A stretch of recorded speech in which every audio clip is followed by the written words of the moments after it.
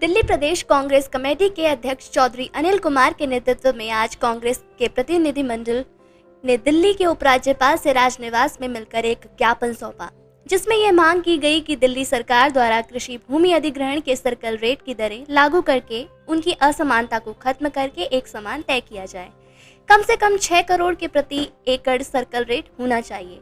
आम आदमी पार्टी की दिल्ली सरकार ने पहली बार अलग अलग क्षेत्रों में भूमि अधिग्रहण की दरें असमान तय की हैं, जिसमें भ्रष्टाचार की बू आ रही है, जिसकी जांच होनी चाहिए। प्रतिनिधिमंडल में प्रदेश अध्यक्ष चौधरी अनिल कुमार के अलावा उत्तराखंड प्रदेश प्रभारी एवं पूर्व विधायक श्री देवेंद्र यादव, कम्युनिकेशन विभाग के चेयरमैन एवं पूर्व विधायक श्री अनिल भारद्वाज एवं पूर्व विधायक श्री विजय लोचव मुख्य रूप से शामिल थे।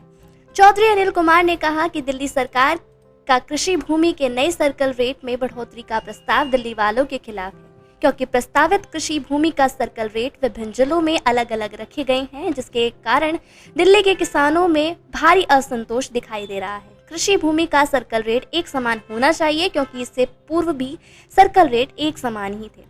इसके साथ ही उन्होंने कहा कि जहां नई दिल्ली जिला में 5 करोड़ प्रति एकड़, वहीं पूर्वी दिल्ली में 2.25 करोड़ प्रति एकड़ तय करने की प्रस्तावना है। वरिष्ठ नेताओं का एक प्रतिनिधिमंडल मिला, जिसमें आदरणीय देवेंद्र यादव जी, हमारे पूर्व विधायक विजय लोचव जी, अनिल भारद्वाज जी, हम लोग एक दिल्ली के जो किसान हैं, पिछले दिनों जो आप लोगों के माध्यम से एक चर्चा दिल्ली में बनी हुई है कि दिल्ली के जो कृषि योग्य ज़मीन है उनका सर्किल रेट को रिवाइज किया गया और दिल्ली को 4-5 श्रेणी में बांट करके एक प्रस्ताव भेजा गया जी साहब को। इस प्रस्ताव को जब हमने खंगाला जांचा तो उसमें जो खास तौर से जो ग्रामीण देहात है, किसानों में एक तरह से चर्चा का विषय है कि आखिर कैसे हो सकता है कि दिल्ली को 4-5 श्रेणी में बांटना। अब से पूर्व में इस तरह की कोई भी कैटेगरी दिल्ली में नहीं होती थी। जब सर्किल रेट बढ़े, पिछले लगभग 7 बार दिल्ली के अंदर सर्किल रेट बढ़े, तो कहीं पे भी चाहे कांग्रेस की सरकार रही है, इससे पूर्व कोई भी सरकार रही है, उन्होंने समान रूप से दिल्ली को देखा है और समान रूप से हर किसान की उस भूमि को सर्किल रेट में डिवाइड किया। लेकिन इस बार अरविंद ने एक तानाशाही रवैये के तहत, जिस तरह से आपने देखा शराब नीति पे बातें बहुत की गई और उठा करके एक पॉलिसी बना दी गई, वैसे अभी भी हो रहा है। ये उठा करके इन्होंने कृषि योग्य भूमि के सर्किल रेट अपने मन मुताबिक बांट दिए गए।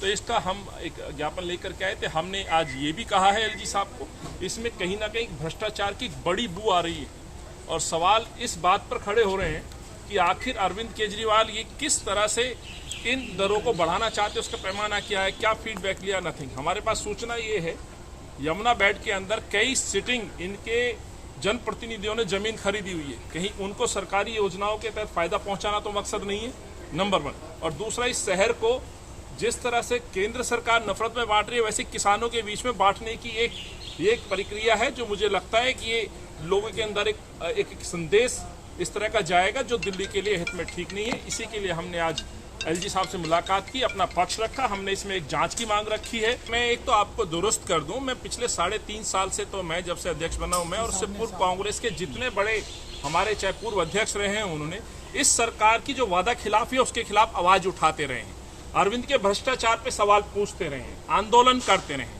आप लोग इस बात के साक्षी हैं कि कांग्रेस पार्टी वो पार्टी थी जिसने शराब के भ्रष्टाचार महाघोटाले को उजागर किया था। आज उसका नतीजा है कि मुख्यमंत्री जी के सबसे नजदीकी प्रिय मंत्री जेल में है, सत्येंद्र जैन जी जेल में है। जो जमीनों का खेल हुआ है, सत्येंद्र जैन पे बड़े संगीन आरोप है, तो वो भी देखना पड़ेगा क्या उनकी जमीन भी दायरे में है, कि अरविंद केजरीवाल अपनी जमीनों का रेट बढ़ाने के लिए तो नहीं कर रहे हैं। ये भी एक बड़ा सवाल होगा।